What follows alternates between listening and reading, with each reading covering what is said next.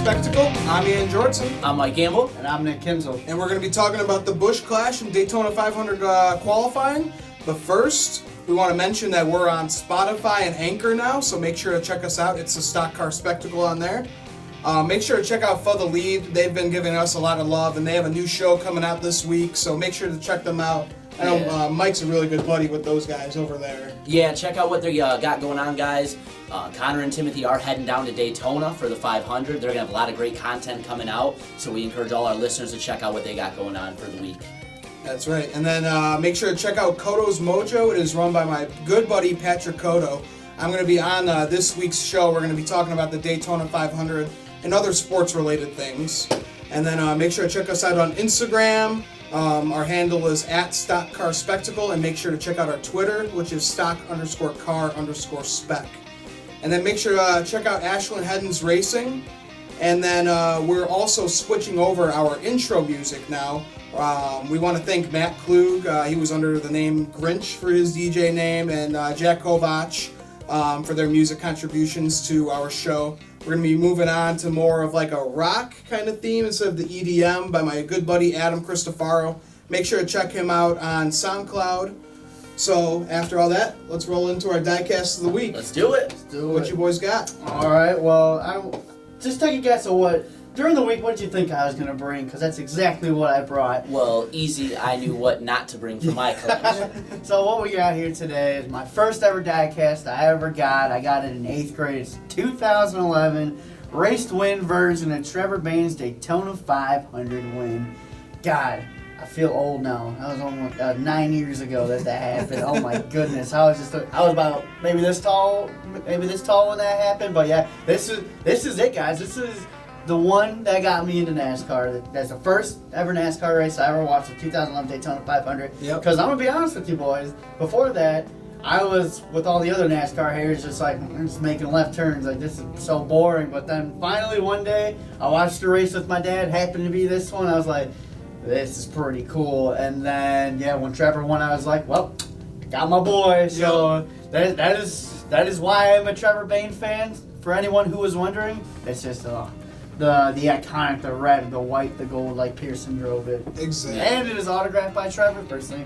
Second thing I ever got autographed by him. So it brings back a lot of memories. Oh yeah, I'm sure. Good looking car, yep. Oh yeah. All right, what you got, Mike? All right, so I went with the 2018 Daytona dual winning car of Ryan Blaney. This is a race to win version. Really cool highlighter yellow car.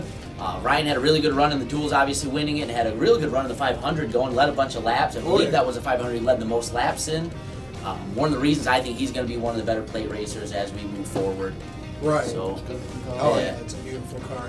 So, and another one, surprise, surprise, I think we all knew what you were picking. Yeah, right. So I had to go with Kurt Busch's Daytona 500 win from 2017. That was actually on my 20th birthday. So that was a really cool way to spend it. Kurt started 8th. He got caught speeding on pit road. He got caught in the middle of the pack. Finished stage 1 22nd. Harvick went on to win stage 2. Kurt finished 3rd in that stage. And then on lap 129, Jimmy Johnson kind of got into a little contact with Trevor Bayne, and then kind of piled up, caused the big one. Kurt was on the high side, so he kind of got squeezed into the wall by Johnson, Buescher, and Trevor Bayne. But didn't damage the car much. He only had a sheet metal problem, so they just taped it up, had a pit stop and went back out. And then on the final lap, Kyle Larson had the lead, and Kurt was just trekking him down. Kyle Larson runs out of gas. Blaney's trying to make a big move on Kurt Busch. It's just like Kurt checked out after that. Yeah, he was like five cars ahead of him, and it was insane. And went on to win his first ever Daytona 500. I mean, talk about a race to win diecast. That thing looks like it went the distance and got beat up in the 500. You got duct tape on there. Oh my God. Even after when he did the burnout, he got the pile of grass on the hood. That's a good looking car for sure. That was probably, that made it my best birthday ever, probably. It's a hell of a present. Oh yeah, without a doubt. All right, so let's roll into the Busch Clash Busch Clash review and the Daytona 500 pole qualifying. All right. All right, so let's start off with Daytona 500 pole qualifying. So to me, it seemed like a lot of drivers seemed to choose handling of their race car instead of qualifying trim, because we saw a lot of guys go out there. These are guys that we're used to seeing up at the front, but they really weren't up at the front. But this is what I've been seeing in qualifying for like the last year or so now. Everybody's choosing to go for handling for the race, for the duels and everything, and for the 500 than that Q trim. But yeah, Ricky Stenhouse Jr. really came out and made a statement early with his new team with JTG Doherty Racing. Oh, yeah. He is on the pole for the Daytona 500, and Alex Bowman's going to start second. So there's still a Hendrick car on the Daytona 500 front row, because the past couple years it's just been all Hendrick. But yeah, we didn't really see that. And that's Bowman's third consecutive front row start for the 500. It's true. It's crazy. So yeah, after qualifying, we got our dual lineups here. So dual 1 is really the one that we really want to pay attention to, because you got a lot of guys in here. You got Elliott, you got Hamlin, you got Logano, you got Keselowski. But the guy I'm really looking at here is starting 19th in this race, and that is Mr. Daniel Suarez. Yep. Because Gaunt Brothers Racing, they're a non-charter team, so. And Daniel was not one of the fastest non-charter cars. That belonged to Justin Haley and Brennan Gaughan. Congratulations to those guys for locking in the Daytona 500. But yeah, for Suarez, it's a man on a mission now. He must race his way into the Daytona 500. I saw it on NASCAR America today. The guys were talking about it, and yeah, this is true. This is a situation Suarez has never been in before, because he's always been with organizations who have the charter. But it's going to be a little bit different with him, because his car. This is the first test for Gaunt Brothers Racing to see if Suarez could make his way to Daytona 500. Right, yeah. The pressure's on early for this team. This is a program that we talked about in our season preview show, of kind of being a no expectations, learn as we go, kind of reevaluate where we're at every month. They don't get that luxury week 1. They got to put the pedal to the metal and get right after it, or they're going to be on the outside looking in, and that's not where they want to be. Exactly. Yeah, in the end, I think Daniel Suarez is a smart enough guy. I really feel confident that he's going to be able to make his way into the Daytona 500, because he's got the experience of these restrictor plate races. So I'm not too worried, but then again, he started 19th. Anything could go wrong for him. So and if that does, he's going to miss the Daytona 500. He's got a very good chance of not making it. So that's crazy. And then dual lineup number 2. You got Alex Bowman, you got Johnson, Kyle Busch, Byron, Harvick's in this one, Matty D. And then just a couple other guys who are going to try and race their way in. My boy BJ McLeod's got to get it done, starting 21st. Didn't even put up a qualifying lap. So, but yeah, out of the two, dual 1 is going to be the one you want to watch for sure. So exactly. Dual 1's way more star-studded. Dual 2 does have some interesting storylines. So you've got Matt DiBenedetto in that duel. Going to have to finally see what he can do in that car, because he was definitely one of the people that I thought looked like they set their car up for handling rather than for speed for qualifying. Another driver to look out for in Duel 2 would be Cole Custer, because this is going to be his first ever Cup Series plate race. Correct. Because Tyler Reddick, he ran in the 500 last year. So it's going to be interesting to see how he runs in the pack with the Cup car. Oh, yeah. So, yeah. All right, so let's move into the Clash. We had Ryan Newman. He is going to be starting on the pole, or he started on the pole by a random draw. And first half of the race was just single file.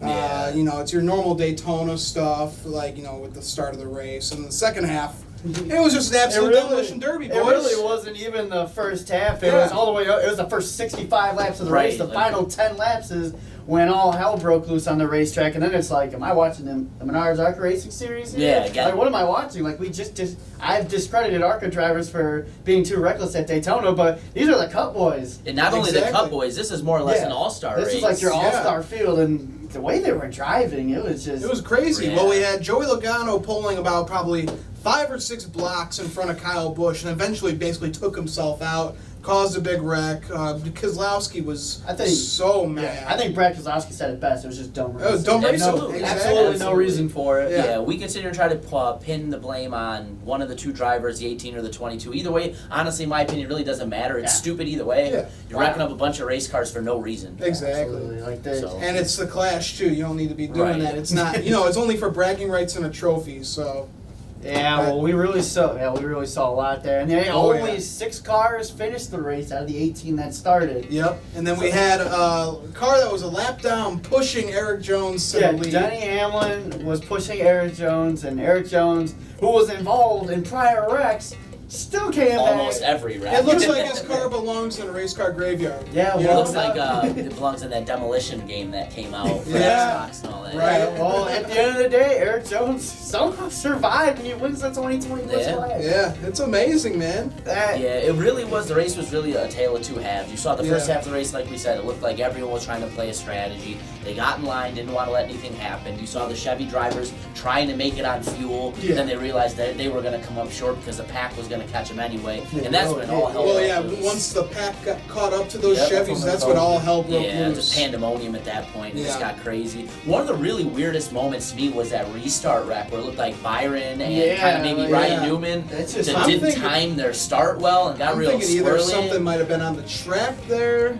or they just both just somebody had couldn't just restart Byron well. spun his tire, something on the back of him. Yeah. That- Yeah. It's just something you really don't see on No, not from No. talented drivers at this level. No, It was not at all. ridiculous. That's why people were comparing this to the ARCA series. Like, what's going on here? You guys Yeah. can't even get a clean restart. Oh my goodness, it was bad. But yeah, so I guess that brings up my question here: is it time for NASCAR to change the format of the Busch Clash? Like, maybe they go back to a 20-lap shootout, and maybe they limit the amount of cars who are able to enter the clash. So, what are your boys' thoughts on that?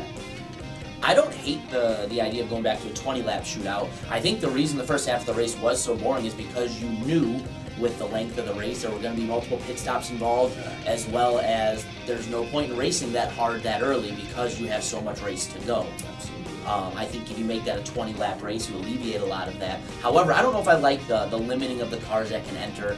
Anytime you get to a super speedway race, I think the more cars on the track, the more opportunities for drafting, more opportunities for people to pull out of line and have partners go with them. I think if you're taking cars off the track, I don't think that's going to help this kind of racing.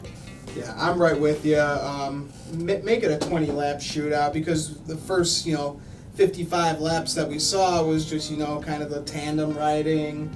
And just, with the final, 20 to 15 laps, we actually saw some real racing, guys making some moves. So just make it to a 20-lap race. It's not even that, important of a race anyway. Right. So, yeah, let's just make that happen. All right. Yeah, I would agree. I agree with you guys. Because the first ever Busch Clash was only 20 laps. I think the 20 laps, it's just intensity's Yeah, right when the green exactly. flag drops. So those guys are already going to be going for it on lap one instead of the 75 laps. Right. Like it's like you said, because I feel like what we saw in the first 65 laps of this race is what we're going to see for the first two stages of the Daytona 500. Those guys are just going to take care of their stuff. Third stage, time to go. Right. So Yeah. I like it going to a 20-lap shootout. I think NASCAR might want to reconsider doing that. So, and as far as the cars go, yeah, keep it. I liked 18 actually. I do so too. if they keep it at like 18 cars, I think it's going to still put on a good show for 20 laps. Yeah, Absolutely. I was actually reading something today. They used to have the Busch Series driver that had the most poles enter in for the With Busch Clash. sponsoring them or Yeah. something like that. That's So pretty cool. I feel like that'd be something cool to still kind of bring in, especially maybe even this year because we had who either Reddick, Custer, or Bell, Yeah, whoever had the would've most been poles, next year. they would have been able to go because they have a cup ride anyway. Yeah, if they're moving up to the series, yeah, that makes sense. Yeah, just- Otherwise, just a way to if put a you're little bit more taking- fun into it. I just think if you're taking like a one-off driver, like say a guy wins the most poles in the Xfinity Series and then is staying in the Xfinity Series the next year, Right. what Cup team is going to want to take them on to pay for them to have a car and all Right. that? I think that might get a little silly. But if it's a guy that's moving up, absolutely. Yeah. That race could have benefited from having like a Tyler Reddick or a Christopher Bell Oh, in the race, no doubt exactly. about it. Exactly. So that'll about finish it up for this show here. So thanks for watching, guys. I'm Ian Jortson. I'm Mike Gamble. I'm Nick Kinsel. Thanks for watching. Check us out this week for all of our new episodes.